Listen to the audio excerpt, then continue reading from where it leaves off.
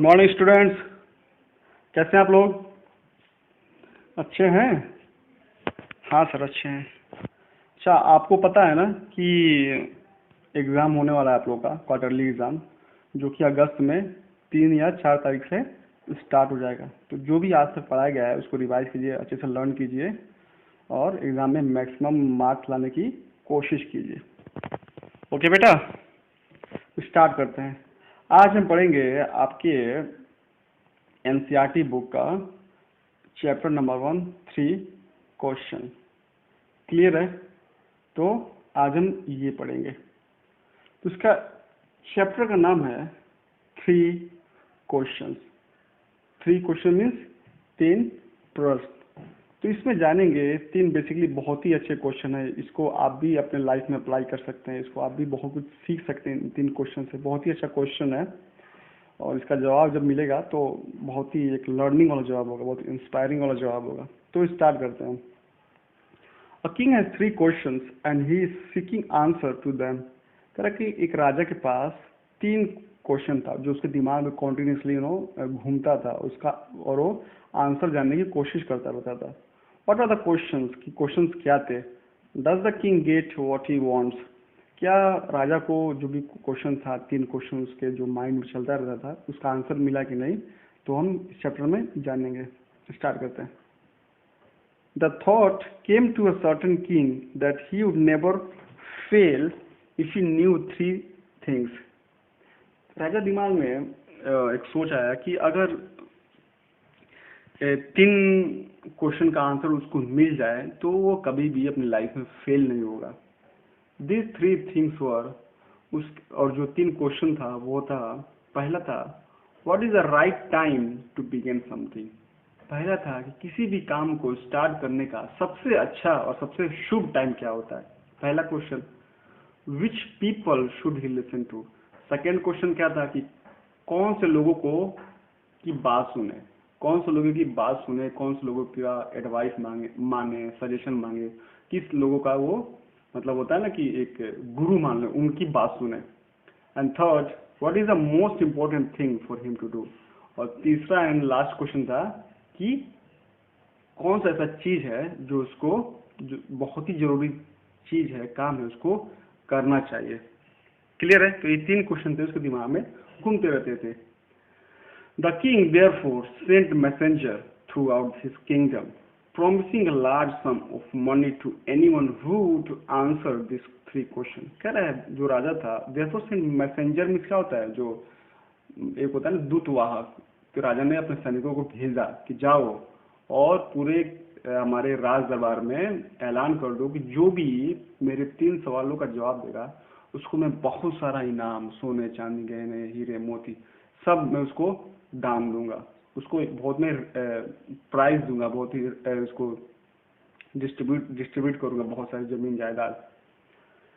Many wise men came to the king, but they all answered this question differently. तो जैसे ही जो messenger थे, जो सैनिक थे, गए राज दरबार में और सबको जो सूचना था राजा के द्वारा सबको फैला दिया कि जो भी राजा के 3 सवालों का जवाब देगा सबको बहुत सारा ढेर सारा इनाम मिलेगा।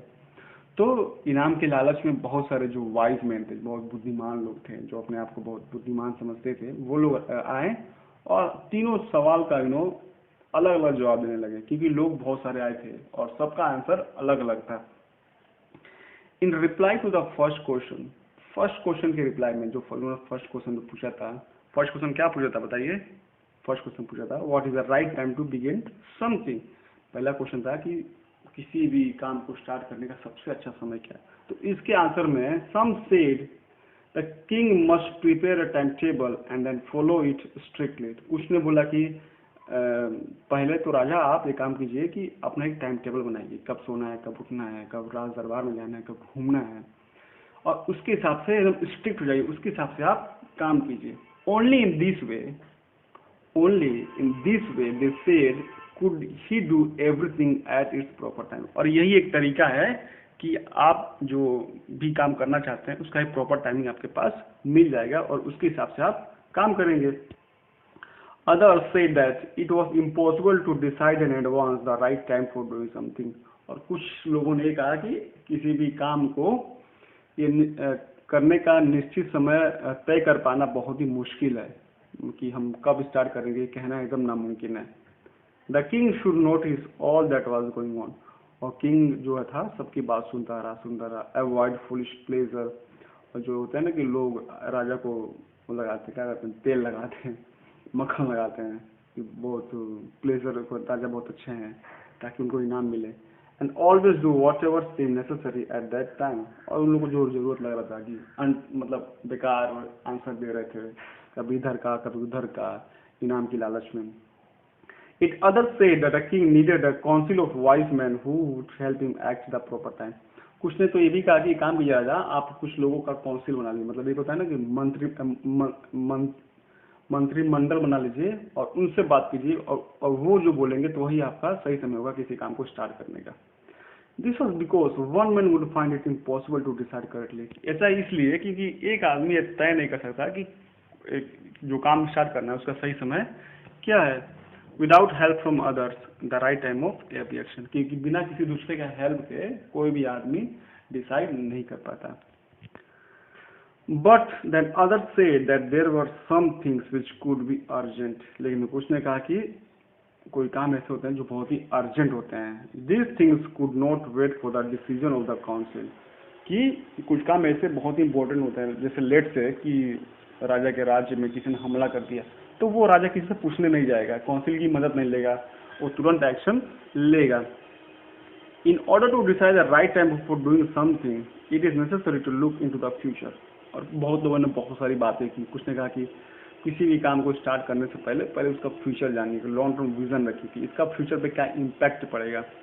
And only magician could do that. और फ्यूचर देखने के लिए तो कौन देख सकता है, नॉर्मल और ऑर्डिनरी आदमी तो नहीं देख सकता है, उसके लिए एक मैजिशियन की जरूरत पड़ेगी, जो जादूगर हो, जो समय से पहले आपको बताए कि ये करेंगे तो ये होगा, ये करेंगे तो वो होगा। तो आपको मैजिशियन की जरूरत पड़ेगी। The king therefore would have to go to the magician. तो इसलिए आपको एक मैजिशियन के पास जाना पड़ेगा, क्योंकि वही बता सकता है कि किसी भी काम को स्टार्ट करने का सबसे अच्छा समय क्या है। तो पहले क्वेश्चन का लोगों ने इतना सारा आंसर दिया। In their answer to the second question, अब दूसरे क्वेश्चन की बारी थी। Some said that people most necessary to the king were his counsellor. दूसरा क्वेश्चन क्या था कि उनके लिए सबसे किसकी बात सुने हो, यही था ना। फिर से देखते हैं, what which people should listen to. Yes, दूसरा क्वेश्चन था कि किसकी बात सुने हो। तो कुछ लोगों ने कहा कि जो काउंसलर्स हैं, जो मेंबर ऑफ द काउंसिल, जो मंत्रिमंडल हैं, उनकी बात सुनिए, क्योंकि वो आपके राज्य के हित में भी कुछ बोलेंगे। Other said the priest. कुछ ने कहा कि आप पुजारी की बात सुनिए, क्योंकि बहुत वो नेकदिल होता है, ईमानदार होता है। और few others choose the doctor. कुछ ने कहा कि आप डॉक्टर की बात मानिए, क्योंकि वो डॉक्टर को हम दूसरा भगवान बोलते हैं। And it other said that his soldiers were the most necessary. और कुछ ने कहा कि आप जो सैनिक हैं वो सबसे बहुत जरूरी है, उनकी बात सुनना कीजिए, क्योंकि यही जो है आपकी राज्य की रक्षा करते हैं। To the third question, some said silence. तीसरा क्वेश्चन क्या था कि what is the most important things for him to do. कि तीसरा क्वेश्चन क्या था कि सबसे जरूरी काम क्या है राजा को करने के लिए। तो तीसरे क्वेश्चन का आंसर देने के लिए लोगों ने क्या कहा, सम सेड साइंस। किसने कहा कि आप साइंस की तरफ ध्यान दीजिए, साइंस ही सबसे ज्यादा जरूरी आपके अभी है। Other choose fighting. किसने कहा कि आपके लिए सबसे ज्यादा जरूरी समय फाइटिंग है। And it others religious worship. और किसी ने कहा कि आपके लिए जो है धार्मिक पूजा पाठ करने वाली चीज आपके लिए बहुत ही अभी इम्पोर्टेंट है। As the answer to these questions were so different, the king was not satisfied and gave no reward. और इतने सारे आंसर राजा को मिला कि वो कंफ्यूज हो गए, और उनको मतलब एक सेटिस्फेक्शन नहीं मिला, कि आंसर उनको सही नहीं लगा, इसलिए उन्होंने किसी को इनाम भी नहीं दिया। Instead, he decided to seek the advice of a certain hermit who was widely known for his wisdom. तो उन्होंने डिसाइड किया कि वो एक हर्मिट के पास जाएंगे। हर्मिट क्या होता है, एक साधु टाइप के होते हैं जो लोग अकेले जंगल में घर बना के रहते हैं और उनको दुनियादारी से कोई मतलब नहीं रहता है। Who was widely known for his wisdom. उन्होंने डिसाइड किया कि वो एक ऐसे साधु के पास जाएंगे जो अपनी विजडम के लिए, विजडम मतलब कि जो उसके पास बहुत बुद्धिमानी है, बुद्धिमत्ता के लिए वो जाना जाता हो, उसके पास जाएंगे और उनसे ही 3 क्वेश्चन का जवाब मांगेंगे। The hermit lived in a would which he never left. तो वो हर्मिट गए राजा। तो एक हर्मिट था, वो एक जंगल में रहता था, जो कि वहां से वो कभी बाहर नहीं निकला था। He saw no one but simple people and so the king put an ordinary clothes. वो अभी तक किसी भी बड़े लोग से नहीं मिला था, क्योंकि वो तो जंगल में रहता था। तो इसलिए राजा ने क्या कहा, अपना जो ड्रेस था उसको चेंज कर दिया और वो ऑर्डिनरी मतलब आम लोगों की तरह कपड़े पहन के गए वहां पे। किससे मिलने? साधु से। Before he reached the hermit's hut, the king left his horse with his bodyguard and went on alone. तब वो राजा को पता चला कि एक हर्मिट रहते हैं जंगल में, तो वो अपने सैनिकों के साथ गए घोड़े पे बैठ के। तो जंगल के अंदर पहुंच के उन्होंने क्या कहा सैनिकों को कि भाई लोग, आप लोग यहीं रुक जाओ, घोड़ा भी यहीं रखो, मैं अकेले जाता हूँ, उनसे मिल के आता हूँ। As the king came near the hermit's hut, जैसे ही वो हर्मिट के मतलब साधु के झोपड़ी के पास गए, he saw that hermit digging the ground in front of his. उन्होंने क्या देखा कि जो साधु था, डिगिंग मतलब क्या था, खोदना, कि वो जमीन खोद रहा है। ऑफ हिज हट, अपने झोपड़ी के सामने एक जमीन खोद रहा है। he greeted the king and continued digging. उसने राजा का अभिवादन किया, नमस्कार किया और अपने काम में लग गया। काम क्या कर रहा था? वो जमीन को खोद रहा था। The hermit was old and weak. Hermit जो था, जो साधु था, बहुत ही बूढ़ा था और कमजोर था। And as he worked he breathed heavily. होता ना जैसे बूढ़े लोग जब काम करते हैं तो उसकी सांस फूल जाती है, तो वैसे ही उसके साथ भी हो रहा था, साधु के साथ। The king went up to the hermit and said, I have come to you, wise hermit, to ask you to answer 3 questions. तो राजा ने अपनी मन की बात बोली कि साधु महाराज, मैं आपके पास आया हूँ, मेरे पास एक्चुअली 3 क्वेश्चंस हैं जिसका जवाब मुझे मिल नहीं रहा है। बहुत सारे लोगों ने मुझे बताया लेकिन मुझे सेटिस्फेक्शन नहीं मिला, तो मैं इसलिए आपके पास आया हूँ। क्वेश्चन क्या थे? How can I learn to do the right things at the right time? Who are the people I need most and what affairs are the most important? तो अपने तीनों क्वेश्चन को रिपीट किया कि पहला कि किसी भी काम को स्टार्ट करने का सबसे अच्छा टाइम क्या है, और कौन ऐसे लोग हैं जिनकी मैं बातें सुनूं, और मेरे लिए अभी कौन सा अफेयर्स में क्या होता है, मैटर या कोई भी मतलब बोल सकते हैं कौन सा कोई भी चीज, कोई भी सिस्टम जो शुरुआत करने के लिए कौन सा भी मेरे पास सबसे अच्छा सिस्टम है जो उसको शुरुआत करूँ। 3 क्वेश्चन उन्होंने बताया। The hermit listened to the king but didn't speak. Hermit ने जो साधु ने राजा की बात बड़े ध्यान से सुना, लेकिन उन्होंने कुछ उसका जवाब नहीं दिया। He went to digging, जबकि वो अपने काम में खुदाई के काम में लगा रहा। You are tired, said the king. राजा ने कहा कि आप थक गए। Let me take the spade and work in your place. Spade में क्या होता है, जो उससे मिट्टी खोदते हैं ना, वो होता है, उसको स्पेड बोलते हैं। तो क्या कि लाइए मुझे अपना जो स्पेड दीजिए, चमचा क्या बोलते हैं उसको स्पेड में, मुझे याद नहीं आ रहा है, चमचा या फिर कुदाल इस तरह का कुछ होता है। तो उन्होंने कहा कि मुझे अपना स्पेड दीजिए और मुझे आपका काम करने दीजिए, आप थक गए हैं। थैंक्स सेड द हर्मिट, और साधु ने कहा कि शुक्रिया। Giving the king his spade then sat down on the ground. तो साधु ने अपना स्पेड राजा को दे दिया और थक के जमीन पे बैठ गया। When the king had dug 2 beds, bed में होता है, ध्यान लिखा गया, small patches of ground for plant. जब छोटे छोटे पौधे होते हैं ना, उसको जब लगाने के लिए हम लोग जो मिट्टी खोदते हैं ना, उसको बोलते हैं बेड। तो जैसे राजा ने 2 जो बेड खोदे ताकि उसमें पौधे लगाए जा सके, he stopped and repeated his question, और फिर से वो रुक गया और अपना क्वेश्चन रिपीट किया। The hermit gave no answer but stood up. Hermit जो साधु था उसने उन्होंने कुछ भी आंसर नहीं दिया, जबकि वो वहां से उठ गया। Stretching out his hand for a spade and said, now you rest and let me walk. तो राजा कहा कि ठीक है, आपने काम कर लिया, लाइए मैं अपना काम करता हूँ। But the king didn't give him the spade and continue to dig. King राजा नहीं माने और उन्होंने अपना काम जारी रखा खोदने का। 1 hour passed then another, 1 घंटा बीत गया, दूसरा घंटा भी बीत गया। The sun went down behind the trees. Went down the tree मतलब कि यहाँ पे दोपहर के बारे में बता रहा है।